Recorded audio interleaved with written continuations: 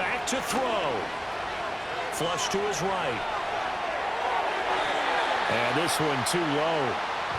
So he's unable to complete it there, and just not the game that you would expect from him. He's been off the mark really start to finish. Yeah, it makes you wonder what exactly is going on. Is he a little bit dinged up here, or is he just off just by a bit? Maybe he can get it back in this situation. He'll need to.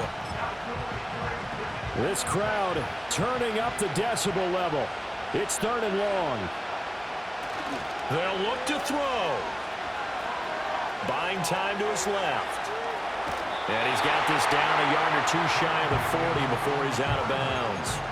He didn't like what he saw downfield, decided his best course of action was to take off and run. And that ended up being a gamble that did not pay off for him. Now they would have to gamble again if they want to keep this series going. He'll get that one to Carter complete.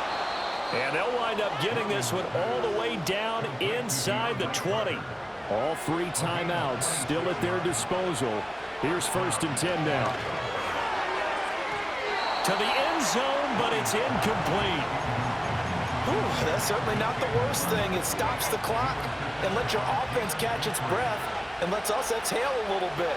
Now I expect them to call a couple plays in the huddle, so they're ready if a tackle happens inbounds. An off-balance throw there, and it's going to wind up incomplete.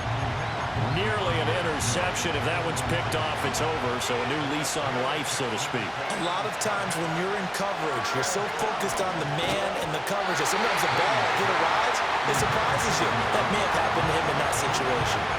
Partner, they've got one chance left to keep this one going, and I think for you and me, let's think along with their offensive coordinator now. Has to think back, cycle through every play of this contest, and remember what's worked and what hasn't. And he's brought down. Can't do anything with the football. It's a sack and a turnover on downs. They had to go for it with such little time remaining, and this Texans defense stands tall. Well, their first 4th down attempt earlier was successful. This one backfires for a turnover on downs. I like their aggressiveness. I like what they're doing. They got it the first time they went for it. Why not a second time? I don't think they'll be daunted from attempting it again. If you're on the defensive side of the ball, though, any 4th down stop is a big momentum play. Now the Bears going to call the first of their timeouts as the clock will stop with 34 seconds to go in the game.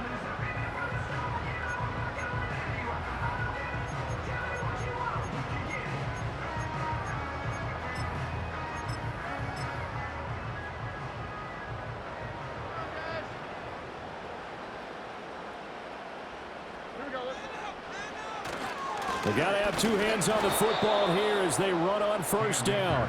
And he is met in his tracks behind the line of scrimmage.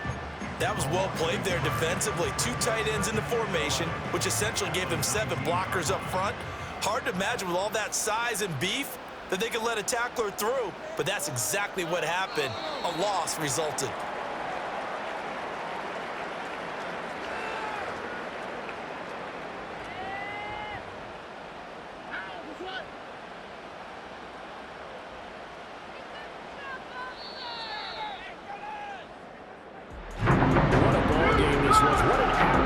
This was, and the home team getting the late touchdown, getting the victory, and now everybody in this building can find a way with smiles on their faces. And what do real estate people tell us all the time?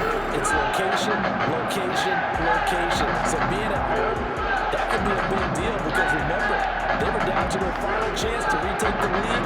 That home field advantage might help fuel all what happened for them down the stretch. A huge win. So for Houston, it's a win here in their home opener as they move to 2-0. And they will hit the road next week to take on the Minnesota Vikings. Meanwhile, for the Bears, they'll fall to 1-1. And they'll try to get back to their winning ways next week as they head to Indianapolis to take on the Colts. So for our entire crew, alongside Charles Davis, I'm Brandon Gaudin. Thanks for watching, everybody.